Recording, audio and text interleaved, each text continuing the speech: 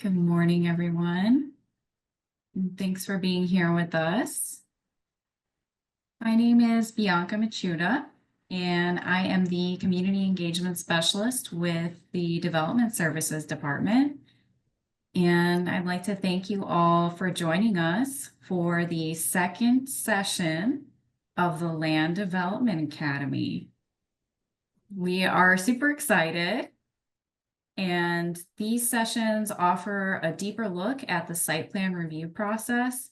And we have experts from across the City of Austin departments that'll join us throughout the series. All of our experts that work with site plans. And today is Site Plan 101. And it looks like we have a good number of participants with us. I see folks are still coming in. And so I'm trying to kind of give a slow intro. And those of you who are already logged in, I would like to ask you for some help to help us track attendance. So I heard that there are some folks who are joining with actually a group of people in the room with them. So if you're joining with a group of people, you're more than just a single person viewing, go ahead and enter into the chat box how many people are in your group participating today.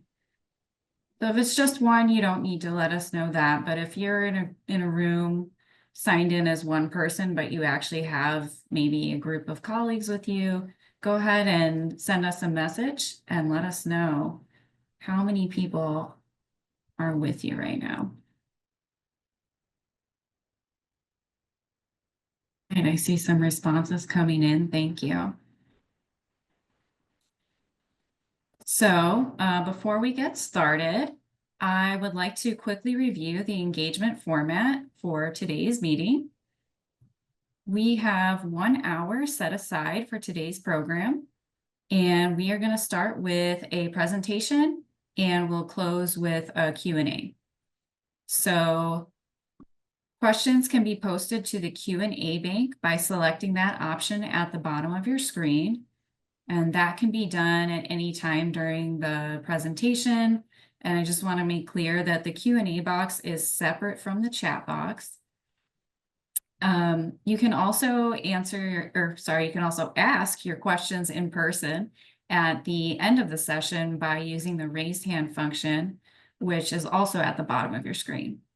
If you're having any issues with either of those functions, you can feel free to chat one of the meeting hosts, and we can help troubleshoot any troubles that you might be experiencing.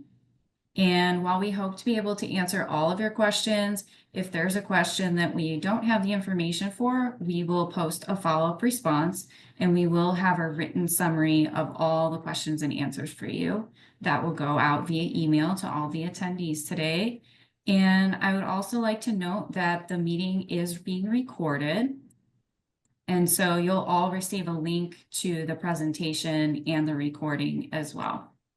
So with that, I will hand it over to our lovely presenter, Christine Barton Holmes, and she's going to get us started. Morning, everyone.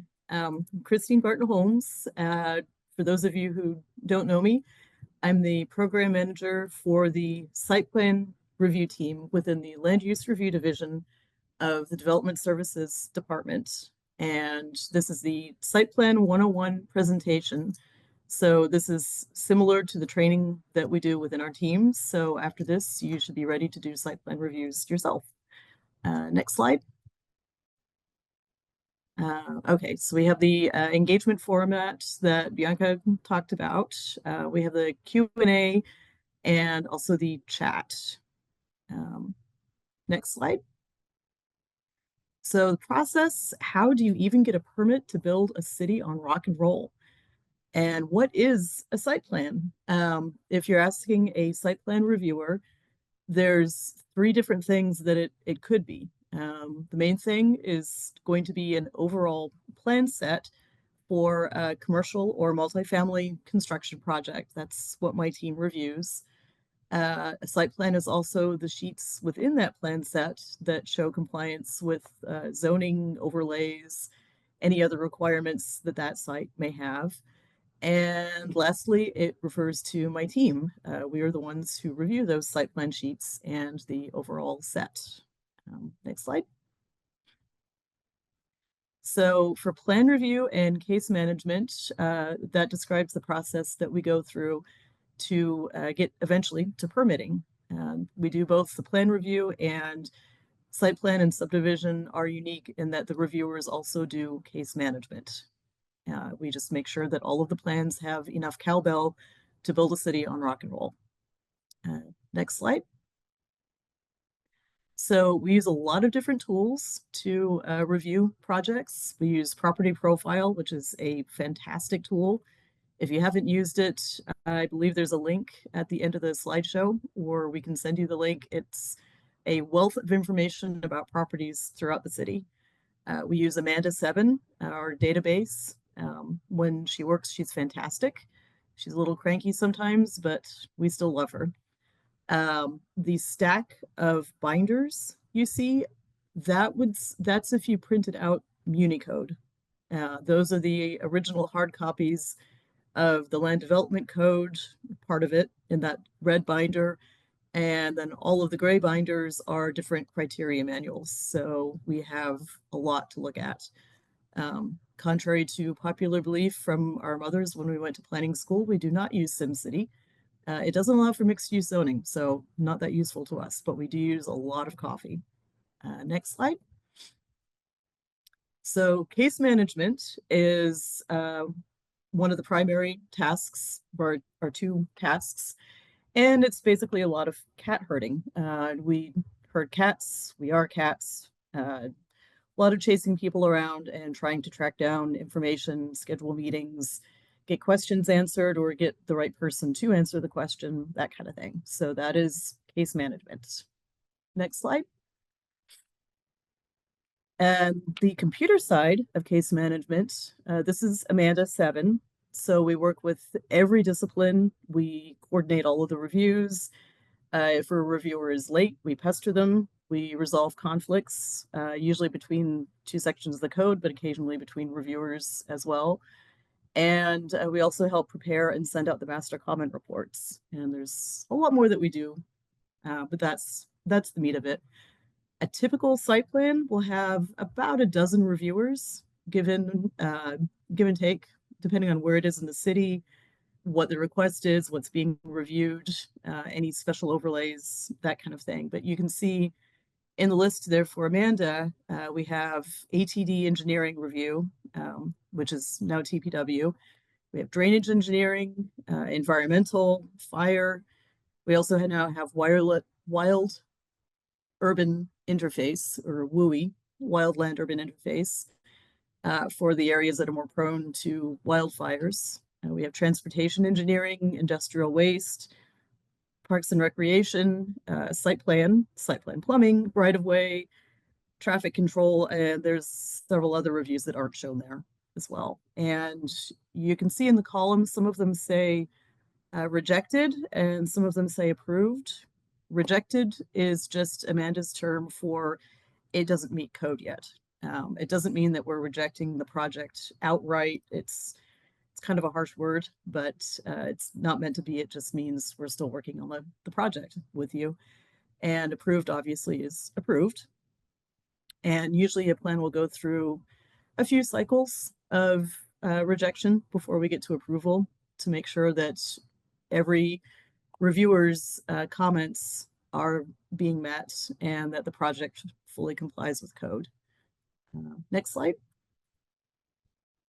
So the people side of case management is keeping everyone informed, applicants and neighbors, of the process and the progress of each case, being available for questions as we get them from anyone, addressing and referring neighborhood concerns. We answer what we can, and what we can't, we find the people who can and set you up with them.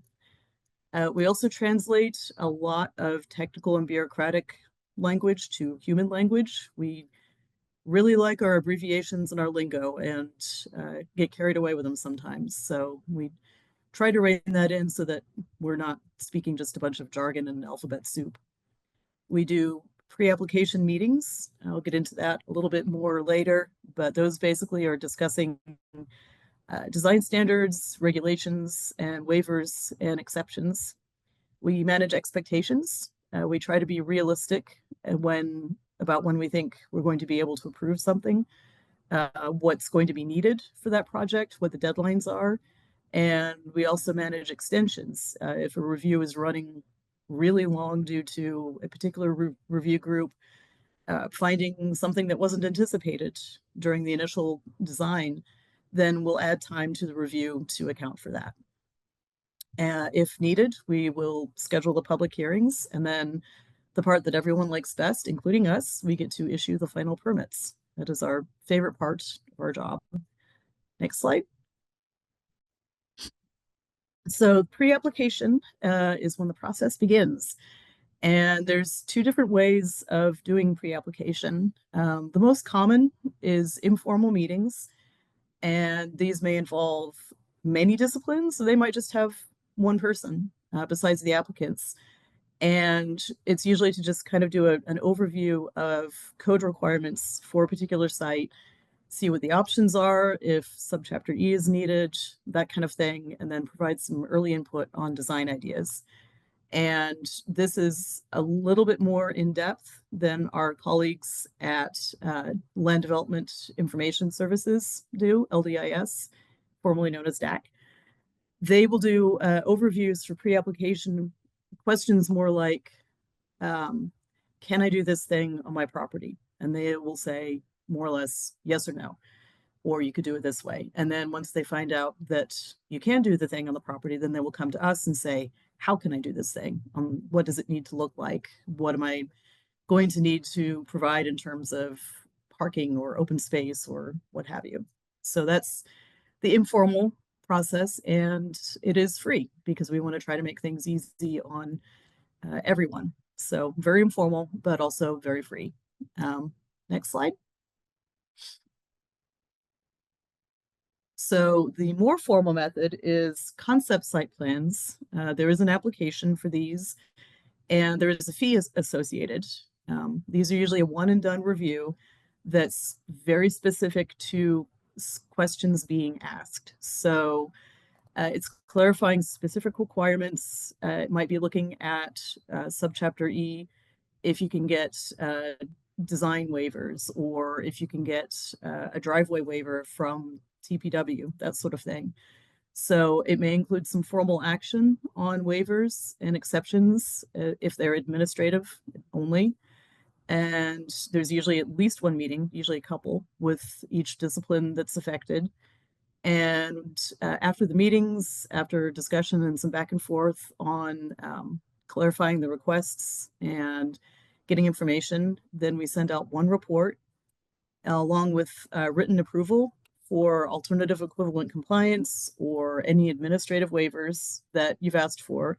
And those are binding for 1 year. So if you have a project that looks like it could be particularly complicated or just a little tricky, a little uncertain, then doing a concept site plan is a way to get more certainty and to lock in any equivalent compliance or waivers that the project may need and have that certainty going forward when you apply for formal review. Next slide. So we have a regular alphabet soup of development permit types, a lot of letters. An A plan, it defines an allowed use. It doesn't let you build anything, but it says if you can or can't do the use at a site. And these are for conditional use permits and waivers. So, for example, the HEB at South Congress and Slaughter did the A plan, B plan process because it's a big box and triggers the large retail over 100,000 square feet requirement for a public hearing. And if a project is conditional, it means that it's more or less permitted. It just needs additional oversight.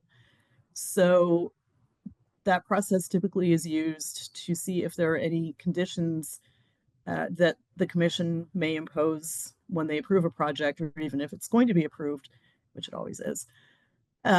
before getting into the extensive design and engineering that you would do for a full C plan. So it gives you a little bit of determination of what the project is finally going to look at. And it's a little bit lengthier, but also a little bit less risky than doing a C plan. So if you do an A plan, then the next step is actually building the thing, and that's the B plan. So A plus B. B allows the construction. You already have your use determined with the A plan. The C is the one we see the most. A plus B equals C, so that is a use, and it allows the construction of a site. So if you have a site that's being developed or redeveloped, and it either isn't a conditional use, you can just do what you want to do by right, or if you are feeling very comfortable with it being approved, then you go ahead with the C plan. And those can go to commission, but most of them don't. Anything that's outside the city limits in the extraterritorial jurisdiction, or ETJ, and anything that's just flat in the city limits is going to be a D plan. So flat, we would define as there's no vertical construction, it's going to be demolition, it's going to be some grading, parking lot, that kind of thing. And then the last one, we don't need these anymore because we don't have parking requirements, but we do still see them attached to older site plans, and that is a T plan for offsite parking. And that's where you come in, you build something where you get a use approved for, say, a cocktail lounge, and you don't have enough parking according to 2016 parking regulations. So you get a T plan that says that you're going to share parking with a dry cleaner across the street, because a dry cleaner closes at 5 and maybe your business really picks up around 8 or 9. So that shared parking is going to be beneficial for both of you. But those are not required anymore. But if you see a plan that has a T tacked onto the end, that's what that's for. Next slide. So we have fast track processing because we know that the permitting process is not always quick or easy. So the fast track is a little bit of a misnomer. Fun fact, when we were going through the code rewrite process, it was going to be renamed Advanced Site Preparation, which is much more accurate. It doesn't offer reduced approval time, which is what a lot of people think initially. Think, oh, good, I'm going to have everything reviewed more quickly. Not necessarily. We try, but not necessarily. What it does is it allows you to get out there and start moving dirt more quickly, or before your full permit is approved. So it splits a project into the F1, the first fast track element, and the F2. And F1 is flat work, and F2 is everything else. And we review these as a whole, as just a regular consolidated site plan, until all of the comments related to the F1 portion are cleared, and then we issue the F1 permit, and then you can get out there and start moving dirt while we're finishing review of the F2. Next slide. So what's typically in an F1, fewer regulatory concerns, very, very rarely utilities. I say that because most utilities will need easements, and those take a while to process. So it kind of negates the benefit of doing a fast track. There have been a few, but usually those have been worked out ahead of time with a lot of pre-submittal meetings. So you're mostly going to see like demolition, just getting the site ready for what comes next. And then the F2 just goes through the rest of the process. It approves the, lays the groundwork for the vertical construction and the building permits, includes the landscaping, that kind of thing. And then when that's approved, you get a second permit for the F1 and the F2 construction. So it's essentially a two-step consolidated site plan with 2 permits. Next slide. So the main attraction, what we actually do besides the case management and site plan review, the site plan review consists of looking at the zoning, making sure the use is allowed is the big one. Is it the density okay, or is it too much, or does it need maybe a density bonus if it's in one of the zoning districts that allows that? And does it comply with the height limits and the street setbacks? So all of the development standards that are part of zoning reviews that differ from zoning district to zoning district is the first thing that we really look at. Next slide. We also look at compatibility, which could be its own presentation. At subchapter E, we look at the form of a project, and then special zoning overlays or zoning districts like transit-oriented developments, planned unit developments, and DB90. And if you want to learn more and go into more depth on those, Site Plan 102 is coming up, I believe, in a week. And we take a deep dive on all of those zoning elements. Next slide. So brief touch on compatibility, which is 25.2 subchapter C, Article 10 in the Land Development Code. It's intended to protect traditional residential neighborhoods, usually single-family duplex, from the effects of more intense nearby multifamily, commercial, and industrial. And it was just completely overhauled a couple of years ago, which we were very excited about.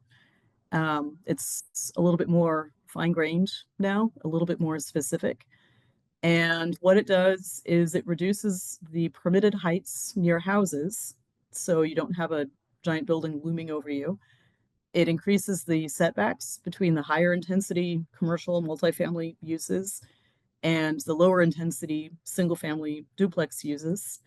There are also pretty specific noise and glare and parking and design standards. So you have to have screening, some landscaping, a fence, lighting can't spill over into adjoining properties, that sort of thing. So it's intended to provide for just a smooth transition between your neighborhoods and your more commercial areas.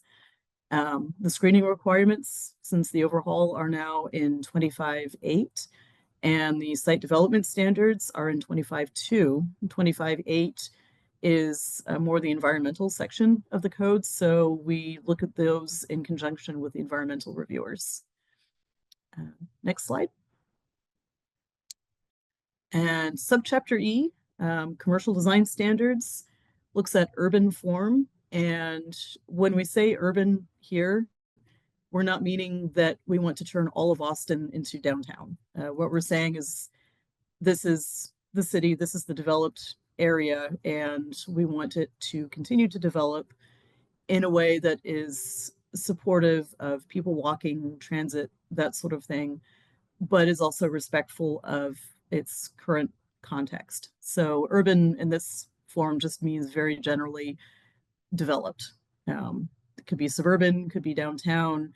It's not cornfields. And it helps ensure that the new development reflects its location and its context. So there are standards for projects adjacent to highways and on suburban roadways, and then urban, of course, and then what we call a core transit corridor. So like South Congress or Burnett, those are core transit corridors, and they all have varying levels of criteria. And they are intended to support the form appropriate for the existing and planned neighborhoods. So we want to encourage cars, but we also want to encourage the trains and the buses and the bikes and the scooters and people walking. And the big idea behind subchapter E is that it encourages that. It encourages all the different ways to get around. It makes areas comfortable for pedestrians and cyclists to move in, and just enhances the overall functionality of an area. Next slide. And some of our projects go to commission. Rarely, some of them will even go to council. Projects that require additional level of approval are the conditional use permits, like we talked about, Hill Country Roadway overlay projects, which are out along 620, 2222 Southwest Parkway, the big box ordinance, like the HEB on South Congress and Slaughter, and then anything zoned P for public that has construction areas over an acre. P is a unique zoning district because it doesn't have any development standards, because it would be difficult to come up with standards that would work for both, say, a wastewater treatment station and Zilker Park. And so those go to commission because each site's development standards are determined by commission when they submit their site plan.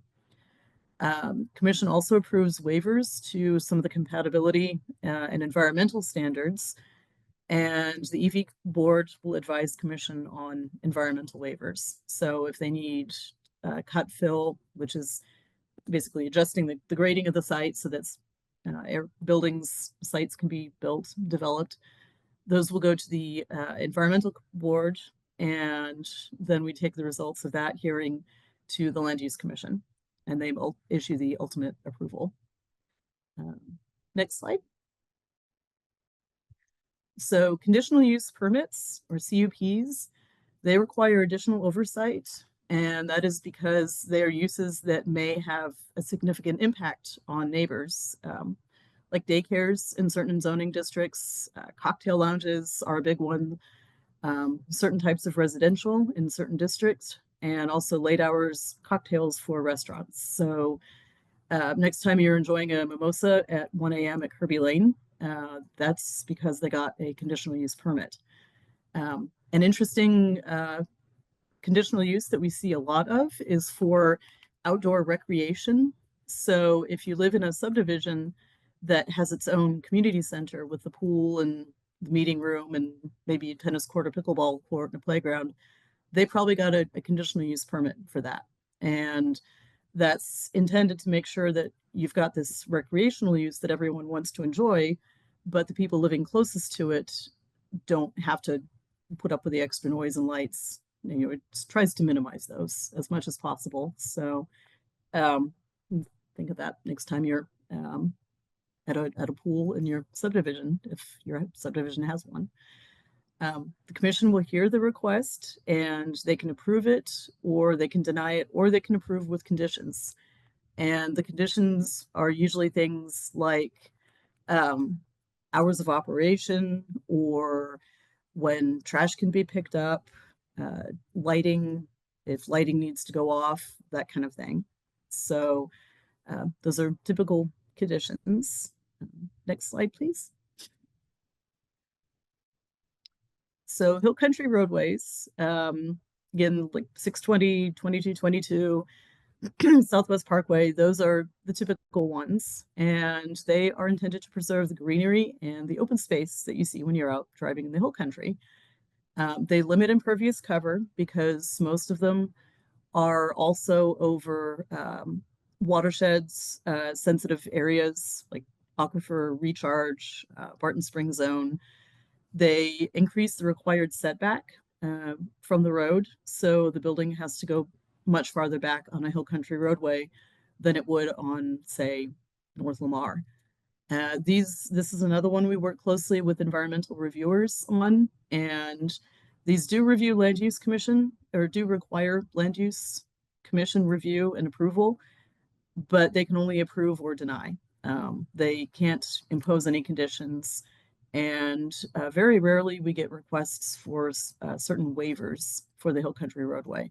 So the next time you're driving down 620 and notice all the beautiful trees and can't necessarily find the store that you're looking for, that's because it's a Hill Country roadway and it's supposed to provide the whole full, beautiful Hill Country experience within the city. Next slide, please. This could be, should be its own seminar. We have a lot of programs to implement affordability. Austin is actually kind of out on the leading edge of that, which we're very proud of. So there are a lot of different programs to support housing affordability at different levels and in different areas of the city. And we work very closely with the housing staff and the planning staff, and they help ensure that the affordable housing program requirements are met, like length of affordability, providing that for a rental or for a house to purchase, and levels based on average median income, that sort of thing. Smart housing and permanent supportive housing both have shorter review cycles and fee waivers, depending on the amount of affordable housing they're providing. And then affordability unlocked allows for waivers and increased density. So it allows for smaller multifamily developments in a single family zone. So you might have single family, a house that looks like single family but might be a triplex, that sort of thing. And that is allowed through affordability unlocked. Next slide. Some of the other methods that we have to get more affordability in the city is vertical mixed use, or VMU, and density bonuses. So these are geographically limited by zoning in certain areas, and they allow for increased residential density in exchange for affordability and more elements of urban design, like commercial uses along the front. And the building that you see, and there is a excuse me, a typical example of a vertical mixed use building. DB90 allows for taller buildings up to 90 feet tall, and no compatibility in exchange for affordable housing. So you're getting that increased density, that increased height. And then ETODs, or equitable transit oriented developments, and DB ETODs, or density bonus equitable transit oriented developments. We like our jargon. Those provide affordable and more transit supportive housing. So those are all done via rezones to get those letters. And the ETODs and DB ETODs in particular are going to be on high transit use areas. Next slide. So we also review infrastructure, because we all like to have sewers and fresh running water and electricity. So roads, power lines, water lines, all of those get permitted as well. They all go through either us through D permits or through the general permit system. If they are being built by the city, then they go through the public projects team, or the PUPR team. And they have a slightly different review process than ours, but they take all of the city projects. If they're being built by private developers, they go through us. So any roads, anything like that. They can also be permitted as part of an overall site plan. So if you have a large project that's coming in that needs to build roads or expand on roads, those will be just included as part of the site plan. And city departments have to go through the exact same process as private applicants, unless they go through the public review team, in which case it's slightly different, but same code, same fees, everything applies to us as it does to private applicants. Next slide. And we have a lot of other specialties. All of our additional projects or specialties are based on expertise and areas of interest, previous experience. So we look at school projects. The public schools, like the ISDs, go primarily to the public projects review team. My team will get more like the charter schools and the private schools. We look at boat docks, which could also be its own presentation. We look at Miller and University Neighborhood Overlay, which is looking at being possibly updated. Capital View Corridors, Apple, public projects or capital improvement projects. And again, those typically will go through the public projects team, but if they're swamped or if we're swamped, we back each other up. Similar process, so we just all help each other out. Circuit of the Americas, we look at airport, which is now mostly public projects, but we look at a few things in that area. The Domain, which is still being built out, I believe it and Miller are about 2/3 finished. So there's actually still a lot of development to come in both of those areas, which is exciting. Fast track process, and then some of the big ones like Tesla, Samsung. We look at Waller Creek, and then we review for affordable housing. Next slide.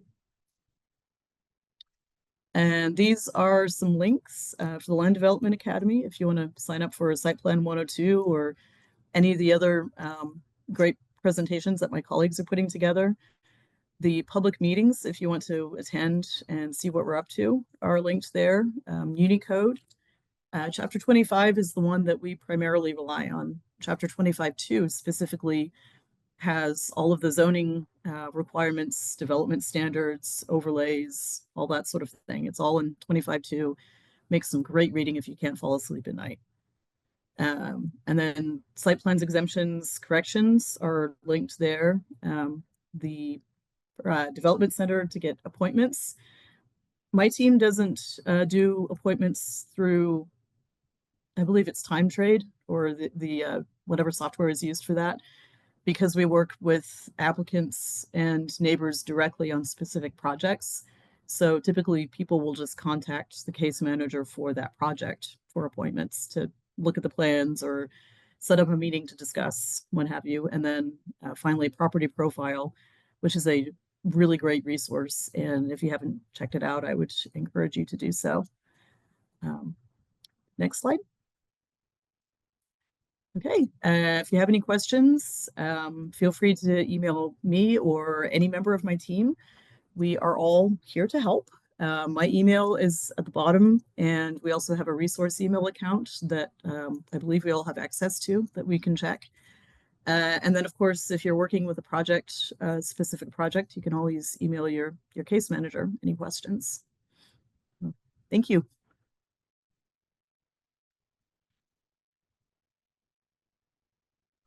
All right, I think that takes us to our Q&A portion of today's program.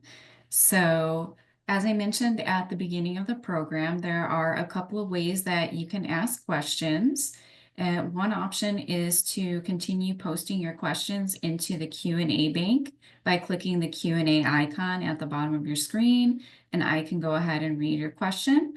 And the other option would be to ask your question verbally. And in order to do that, you can raise your hand by clicking the raise hand icon at the bottom of your screen, and I'll call on your name and Zoom will prompt you to unmute. And just to make sure that we're getting all of the questions in each format, I'm going to go ahead and bounce between the written and then the verbal questions. And I'll go ahead and get us started with a question from the Q&A. I saw there was a hand up and it went down, so let's go to the Q&A first. I think this first question is referring to one of the early slides. I think it was about a concept site plan, and the question is this the same as a concept orientation?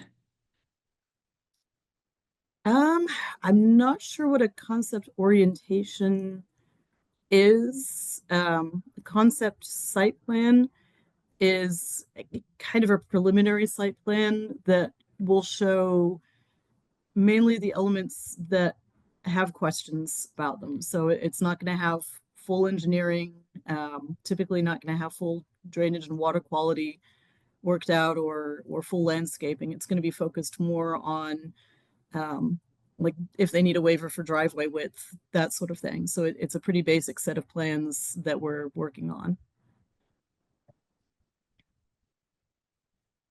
Sounds good. Next question I see is from Leigh Ziegler. I apologize if I'm not saying the name correctly. At what point does a developer request fast tracking? Who's allowed to do that? How is it allowed? So, excuse me. Fast tracking is, it does require that someone on the applicant team be fast track certified, because there are some code requirements above and beyond just usual site plan requirements. And fast tracking now has to be requested at the beginning. So when an applicant comes in for their formal submittal, they have to indicate that they want to do fast tracking at that point.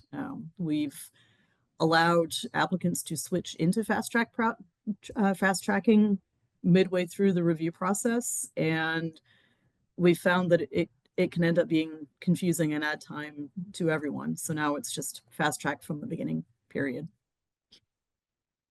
Okay. And where would someone be able to find information on how to become fast track certified? There is actually a website page for that on, I'll see if I can post it in the chat, but it's on our webpage, and Kate Castles put that together. She's kind of the fast track guru now, and she's done a really good job of pulling together a lot of information about fast tracking. Sure, and no pressure on finding the link. Just a reminder for everyone, we will be sending a Q&A summary out, so we can always include that in the summary as well. So I'll go to the next question. Why do light screening standards apply adjacent to single family but not multifamily? So they are actually triggered by the single family. So the single family development itself doesn't have to do lighting requirements. The multifamily, if it's adjacent to single family, does. And that's because multifamily developments are typically a lot larger. They might have parking lot lights, building lights.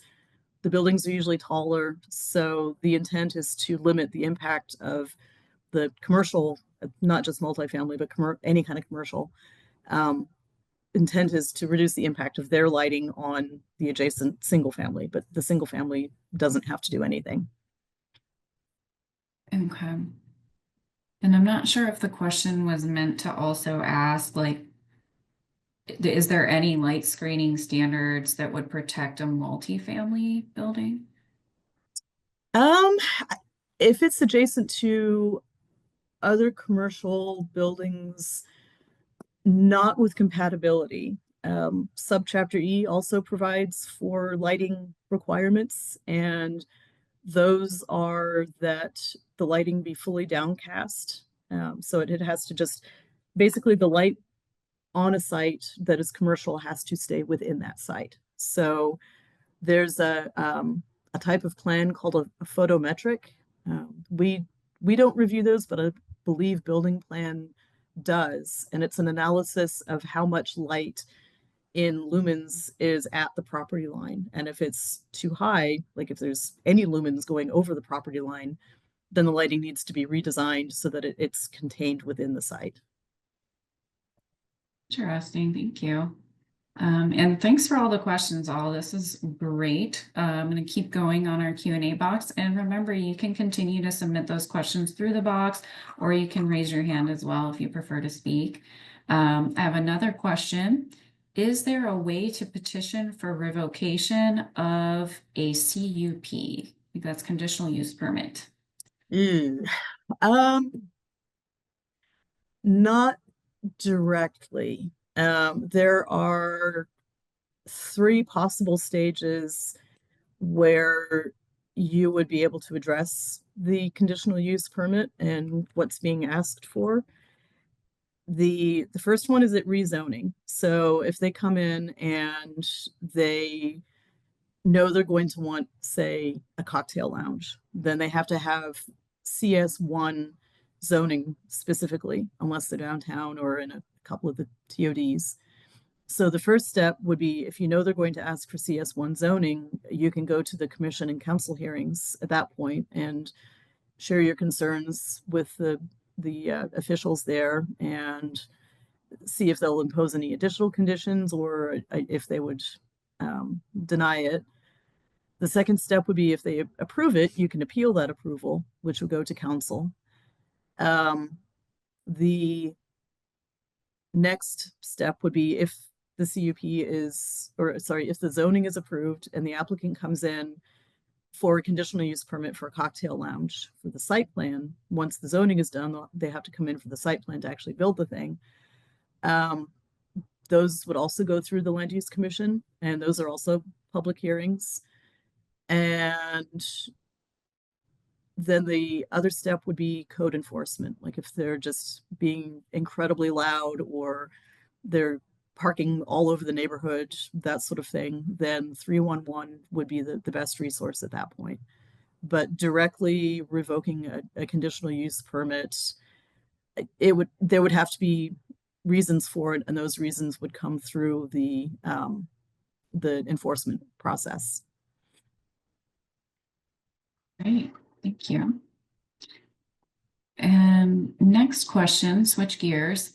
Why are childcare centers a conditional use in some areas? They are conditional now only in a very few districts. They're permitted by right in almost any district now, except the really heavily commercial districts and like commercial highway. Sorry, I misspoke. They are permitted by right there. It's going to be more the industrial areas. They're still conditional, but the vast majority of them are now permitted by right, and that's from a code change recently to help make setting up and running a daycare more affordable. They used to be conditional in a lot more districts, and that just goes back to the potential impact on surrounding properties like noise, that sort of thing. I have had a daycare behind my house, and I thought the sound of giggling children was delightful to hear throughout the day, but not everyone does. And so that's why they used to have to go through the conditional use permit, but it's pretty rare anymore. Okay, thank you. Another question here. This one's a little longer. I'll try to read it clearly. Thank you from Danielle Buckley. What is the best way for residents to voice concerns during the review process for a site plan that has a large multifamily development coming to an area with subpar roads and other infrastructure? For context, I know the developer is required to do some limited updates, but residents need the city and developer to work together to invest more updates and improvements before continuing to increase density in the area. Okay. The best way is to get in touch with your case manager um, and see about setting up a meeting with Transportation and Public Works and also possibly the developer, the applicant. And the developer may be required to do some updates, but there may also be updates coming online that the city is doing that would be part of a separate project. So I would definitely reach out to your case manager and feel free to CC me on that email as well if you'd like to meet with the developer and with TPW and just see what all is planned for that area and what the timeline is. Okay, so there's a case manager that they would be able to find and associated with the multifamily development Yeah, in yeah. order to talk with them. Okay, great. And next question. How are the new required on-site water reuse permits handled for a project? Is it part of the overall permitting process or is it separate? I believe it's part of the overall site plan review process, but then the permits themselves are issued as trades permits during the building permit review. When they go through the commercial plan review for the actual structures, that's when they really get into detail on the MEP, the mechanical and electrical and plumbing reviews. Thank you. All right, well, another question. Wow, we've got so many questions, y'all. Thank you so much for the participation. And I see we've still got a lot of participants listening in. So I just want to thank everyone again. Next question. Are there any exceptions to the development rules for private school expansion projects? No, but there are exceptions, and the exceptions are due to some of the private schools having, I guess, what you could call a legacy site plan. So some of the private schools and well, schools in general and churches and daycares, their funding is a little bit different than a typical commercial project. They just kind of have to fund when they have the funds or build when they have the funds. And so what those types of organizations will do a lot of times is they will get their site plan for typically for the whole site, for the whole project. And a site plan is good for 3 years. So once it's approved, you have 3 years to build, and then it's done. It's expired, unless you request a site plan extension, and that's what a lot of these organizations have done because they're going to need more than 3 years to build out their projects. And so they're not exceptions so much as they are site plans that were approved under earlier zoning and requirements and then extended because of the way the projects are funded and built. And some of those can be extended up to 10, 15 years, which is a little unusual, but it's not unheard of. In those cases, staff will look at the site and look at codes that have been updated for life safety, like Atlas 14 floodplains, a big one, and make sure that the site is compliant with life safety codes up to current day. Great answer. Thorough answer. Crystal clear. Thank you. All right. Next question. What is the determining factor between a minor site plan and a full site plan? It's typically the size. A small site plan is going to be something that is 10,000 square feet or under, and also meets a set of criteria that are pretty specific. I'll put those in the chat as well. The small site plans, I'm guessing that's what you mean by a minor site plan, are meant more for quick infrastructure projects like adding a turn lane, that sort of thing. So most site plans are not going to fall under that requirement, but some of them do. Okay. Next question, and I'm not sure, this is from Kirk Becker, and I don't know if Kirk is still with us right now.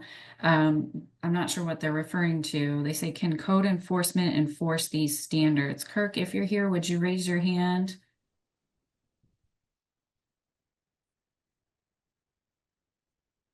Okay, I see a hand. Oh, yes. All right, Kirk, let us know. What did you mean by that? I think I asked you to unmute. On the lighting standards, there's a car wash next to the apartment, and there's like a 6-foot fence between the apartment and the car wash, and the lights from the car wash over their driveway go over the fence and blind anybody walking on our driveway, especially at night. At night your eyes adjust to the lower light.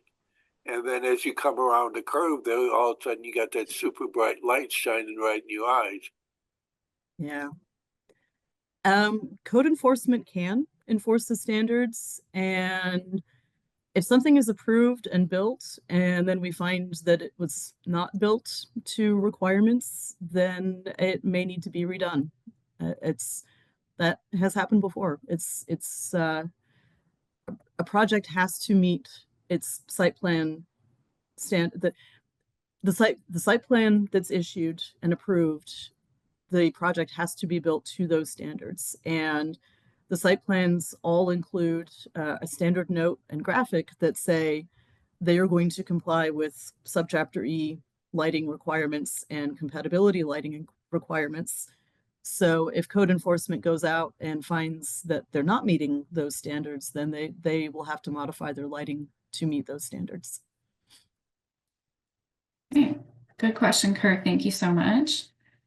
Next question comes from an anonymous person here. Under what conditions might the owner of a single-family residence need to use the site plan or exemption process for an upgrade, such as replacing a driveway, expanding a patio, building a deck, or building an addition? So for single family, that's going to go through residential, which is a different group than mine. I would think, and I'm not quite as clear on the residential process, but I would think for a lot of things, like if you're just replacing your driveway or just expanding a patio or The addition might require a residential building permit, something more like replacing a driveway or expanding a patio. That's probably going to fall under an exemption. Thank you. Next question here.